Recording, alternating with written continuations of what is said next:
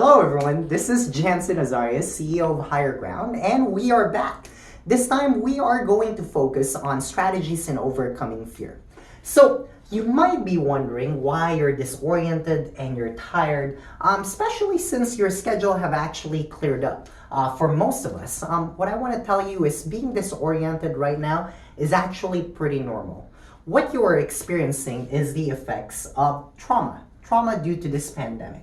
I'm sure most people have heard of PTSD, post-traumatic stress disorder, but what most people have not heard of is STS, or secondary traumatic stress. For social workers, this is also known as vicarious trauma, often leads to a conversation about what's called compassion fatigue. What exactly is STS? Well, our brains are pretty funny and it's tricky. It's actually trauma that you get from constantly watching other people experience trauma. See, our brains don't actually have to be there. We don't need to experience it ourselves for our brain to be traumatized. Think of this as when you watch movies. You know it's not real. Like, for example, I cry in movies, I get angry in movies. There are certain movies I can't go outside because I feel like I might attack someone, right? I know it's not real.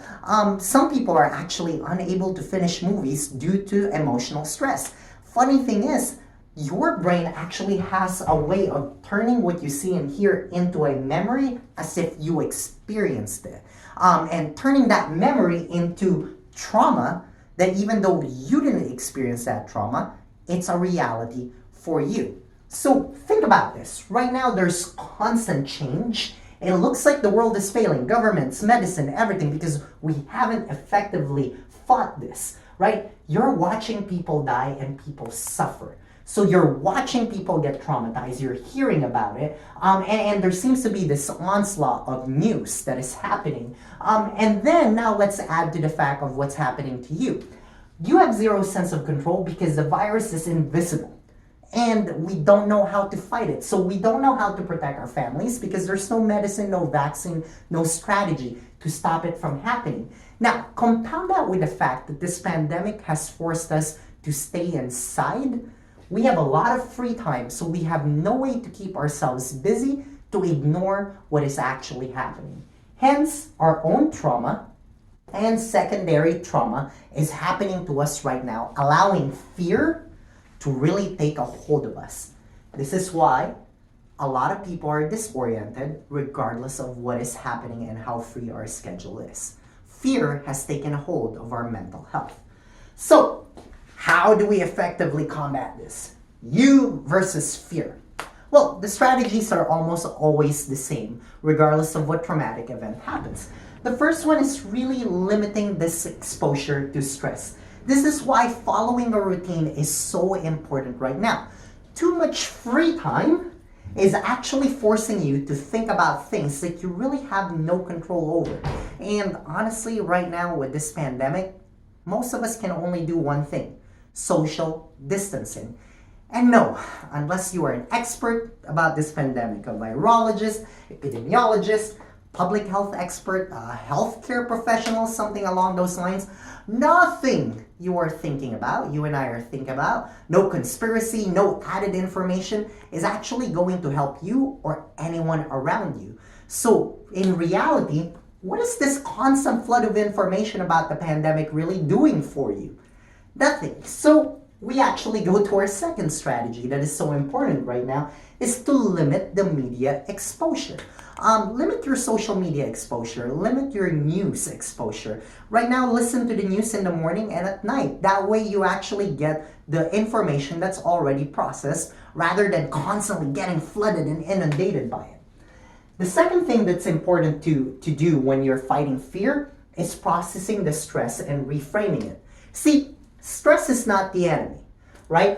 Stress is actually our body's biological response that can actually produce courage and the necessary tools and equipment to fight against what we're afraid of. See, there's a lot of recent studies that's actually proving that people aren't actually dying from what they're stressed about. They're dying due to their point of view of what stress is. In other words, if we can reframe stress to be something more positive, it actually allows us to have a fighting chance. Now, let me be clear. Trauma is always bad. I'm not saying that trauma can be transformed into good. However, our response to trauma, which is often in the form of stress, can be reframed so that it helps us. How do we do that exactly?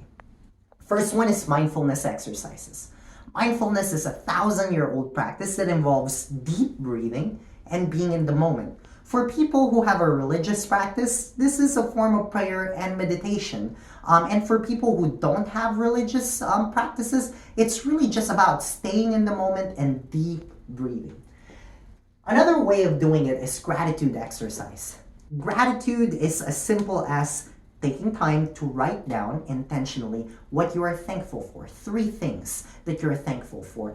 The crazy thing about gratitude exercises, it's been scientifically proven to be one of the most effective ways to heal and recover from trauma or compassion fatigue.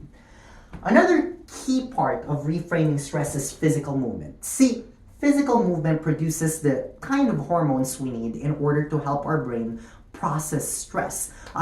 Stress produces something that does, sudden jolt of adrenaline to our bodies, and usually we need the physical movement to release that adrenaline because that's what it's for. And when we do that, it helps our brain process better. Finally, affirmations. Positive affirmations about ourselves, about others, always help to reframe stress. So, in the next week, we will be discussing all these techniques a little bit more and giving you more tips on how to use it. Thank you so much.